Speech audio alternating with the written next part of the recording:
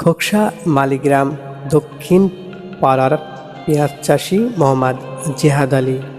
এবার তার পেঁয়াজের কদম ফুলে মৌমাছি না থাকায় সে নিজেই হাত দিয়ে ফুলের পরাগায়ন ঘটাচ্ছে। এতে করে তার খরচ বৃদ্ধি হয়েছে, দেখা দিয়েছে লাভের সংখ্যা। অতিরিক্ত কীটনাশক ব্যবহারের কারণে এমনটাই হয়েছে বলে দাবি করেন কৃষক জিহাদ আলী। এটা কি করতেছেন ভাই? পরাগায়ন করতেছি। পরাগায়ন করলে কি হবে? ফুলের বীজটা পরিপূর্ণভাবে হবে আর কি। কতটুকু এবার চাষ করছেন? 15 কাঠা আছে। এবারই কি প্রথম? না, প্রতি বছরই করি কম বেশি করে। পেঁয়াজ আছে তো অনেক, নিজের পেঁয়াজ আছে 10 বিঘা মতো, 12, 11, 11.5 বিঘা। কি জাতের? এটা কিং আর ওই পাশে হাইব্রিড।